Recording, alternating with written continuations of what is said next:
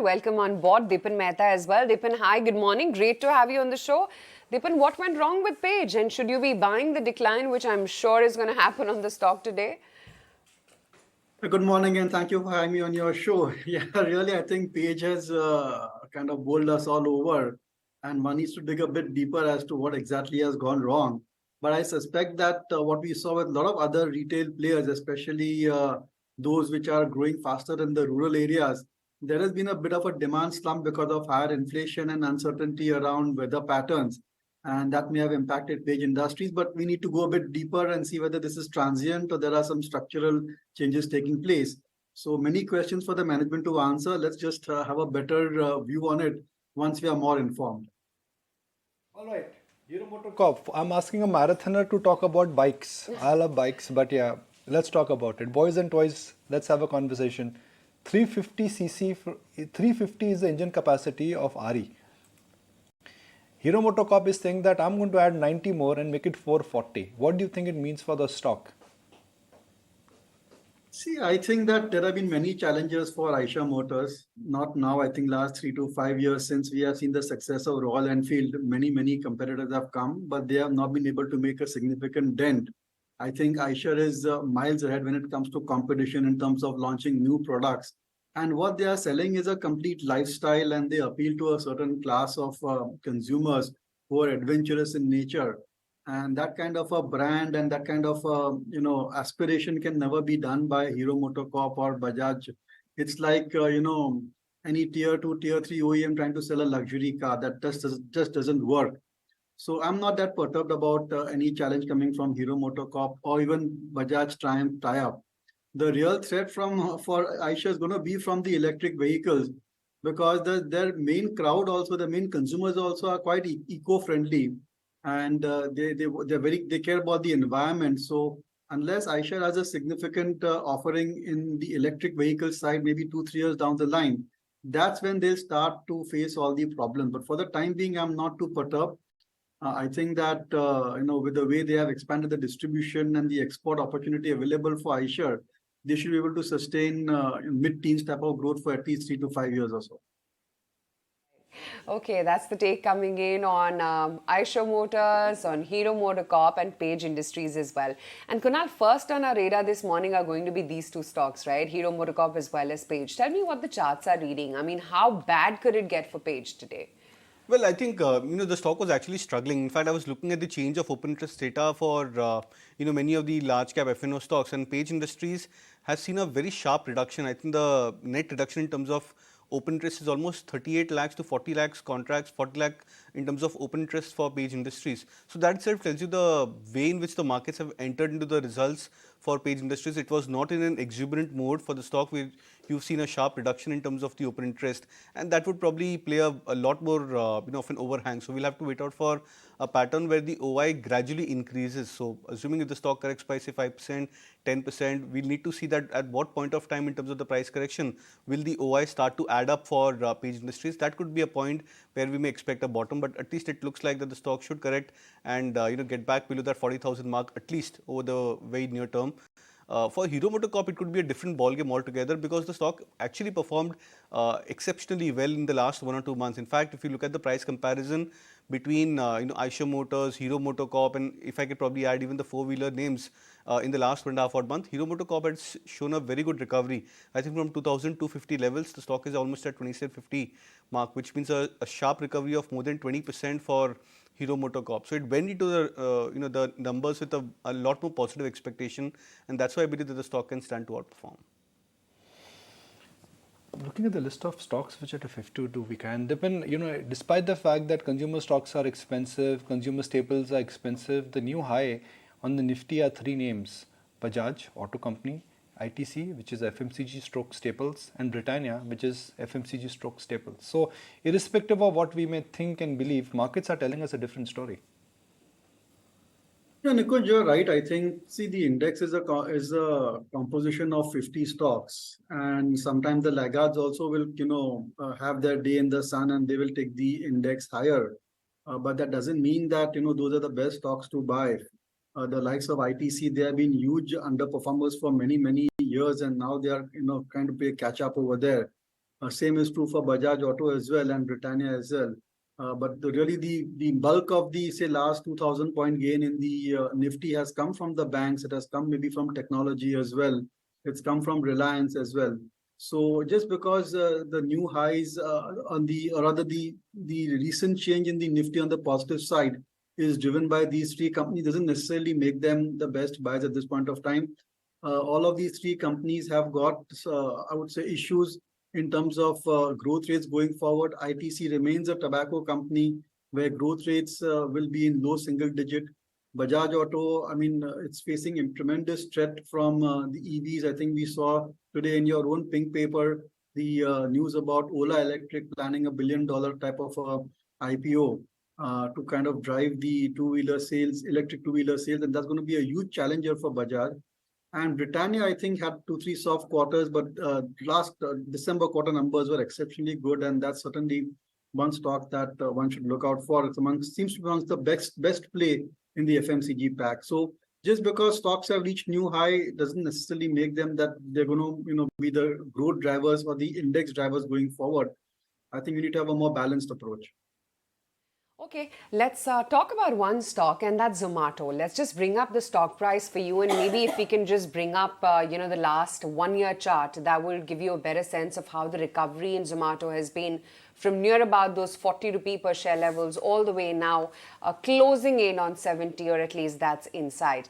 Well, there's clearly a new bull in town, or actually he's going to be in town over the weekend, Chris Wood. He's actually become bullish in Zomato. In his latest Greed and Fear note, he's talking about India long-only portfolio investment in Zomato, he says, which is going to be introduced with a 4% weighting, while investment in HDFC Life will be removed. He says in the global long-only equity portfolio, investment in Zomato is going to be added, and that's going to be replaced by shaving off investments in JD.com as well as Alibaba. So that's a big sort of, nod of appreciation, or stamp of approval rather, coming in from Chris Wood as well now talking about Zomato. Dipen, of course, those all-time lows in Zomato are a miss, but now that you have more confidence in what the company intends to do, the deliverable capacity and capability, would you be a buyer here? See, first a disclosure that we are already invested in Zomato. It's not that we are sitting on huge profits. And more and more, I am seeing the way these new age platform companies are shaping up. Certainly, there is no disappointment on the growth front. I mean, they are following through a plan. Their growth rates have been good across the board. They are making very strong efforts to get into EBITDA positive and then start to declare very high cash profits as well. But I think that still seems to be a few quarters away. We are approaching these companies just as you buy options, and with a very, very longer term view, like 5-10 years or so. The likes of Zomato, Policy Bazaar, Nykaa, Paytm, these are stocks of the decade of 2030s, and they could be huge multi-baggers over the next 7-8 years or so. But they have this investment phase which they are in, which is reflected in their P&L. So I think you will have trading rallies in them from time to time as there is positive news flow. But for them to deliver sustained, returns, significant outperformance over their peer group or other mid-cap stocks, that may take a while. But on the whole, I think the performance and the environment and the overall, build up of the stock, especially Zomato, looks quite good. And it's a duopoly, and certainly I think at some point in time they'll have the benefit of that. Okay, stay on with us, Dipen. Let's also get in more fundamental stock ideas and hear it out from Sanjeev Bhasin of IIFL Securities. What are some of his top bets? Listen in. On auto, I am very, very bullish on Maruti. And I'm extremely positive on some of the OEMs like Bosch, which has been a big outperformer. But Maruti, Hero Moto is my dark horse. You know what Tata Motor has done in the last 6 months, I think then this year will belong to Hero Moto, given that rural incomes and two-wheelers are seeing a lot of traction. Out of every 4 motorcycles charged on EVs, 3 are Hero Moto, and it's not a very well-known fact. So they are gaining market share in EV, which is a small segment in the two-wheeler. but this stock can be a dark horse along with Maruti. Lot of breakout stocks, and one big breakout stock yesterday was Tata Elxsi, something which you tracked with Nuresh with a magnifying glass. Nuresh, Tata Elxsi. So this is a tough one in terms of the recovery it has made, but overall longer term trend has been damaged. So the stock corrected from 10,500 all the way down to 6,000. Now it has started making a recovery. Out here, I would expect if this continues, the target price would be 8,000. 8,000 is where we saw the last big gap down in October. So in the near term, the last 4 months, it has made double bottoms around that 6,000 mark. So out here, it's a trade with a very, very strict stop loss at 7,000, 7,050 and a target of 8,000, 8,400 at max. So for now, we are seeing a good recovery across the mid-cap IT names. And say we've seen something like a KPIT Tech hit new 52-week highs, new all-time highs. Tata Elxsi, whether it can go to those levels looks difficult, but for now, move towards 8,000, 8,400 is possible. But one should keep a strict stop loss here. Dipen, we've had a good comeback in the market. No one should complain. I mean, we are not at bombed out levels. If you remain fully invested through the course of last 2.5, 3 years, there are some stocks in everyone's portfolio which are at an all-time high or nearing an all-time high. But given that we've had a 7-8% rally on the Nifty, about 10% rally on the bank Nifty from the recent low, is it prudent now to take 10-15% profits off the table? No, Nikhil. This is just, if you ask me, this is just the beginning. And I think after all this inflation, interest rate damage which has done to the equity markets globally, and I think the last sort of mini crisis is this debt ceiling in US. Once we are over and done with, I think we see very good times for Indian equities. The most heartening factor is FII flows turning positive. The earnings season has been pretty decent, and there's nothing in the earnings season to suggest that fundamentals have been shaken or that growth rates have been impacted. We saw today's GDP print also, that was also quite decent, slightly higher than what economists were expecting. The fly in the ointment, of course, could be in the monsoons, but considering that we have had 4 or 5 good monsoons, it may not have such a negative impact on our economy. But on the whole, I think we are revving up for good times in the next few months or so. And of course, I could be wrong over here, but I don't think this is the time to book profits. In fact, this is the time to look at increasing exposure to equity at every correction or even around these levels also. Let's set the tone for our viewers here. And in case you've just joined in, hello, good morning. It's time to say hello to the June series. Friday, we're starting a brand new series. What drives the market? Triggers, events, flows, and sentiment. The sentiment surely is positive, but I don't think market has reached what could be called as a Humpty Dumpty level. In last 12, 13 weeks, if anything we've actually added muscle. That's largely because of earnings. So the markets have added muscle, they've not added fat. So the markets are looking healthy in terms of the valuation. Then you got triggers. You don't have any large triggers per se. US debt ceiling, what Dipen Mehta just referred to, that is problem for US, not for us, so much so. Third is liquidity. And on liquidity front, FIs are back, welcome back. But more importantly, domestic institutional investors are sitting on cash, and those cash levels are at a record high. On an average, as per the last reported data, what we have, the domestic institutional investors' cash level is at about 5% plus. If the cash level is at 5% plus, and when markets are going high, domestic institutional investors will be forced to buy more to catch up and cover up their underperformance and NAV, because they've underperformed the Nifty. Because you're sitting on cash and the markets are going higher, obviously you're underperforming. So Dipen Mehta, that's my limited point. That while we are talking about FIs are back and we are saying welcome back, Der Aaye Durust Aaye, welcome back to India. But domestic institutional investors also have shied away. They are sitting on a lot of cash. What if they start reducing their cash levels?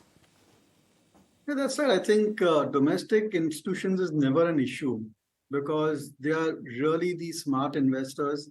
And whenever there is a panic in the market, they are there the first to support the market and take advantage of it. So they are a good counterbalance to FII flows.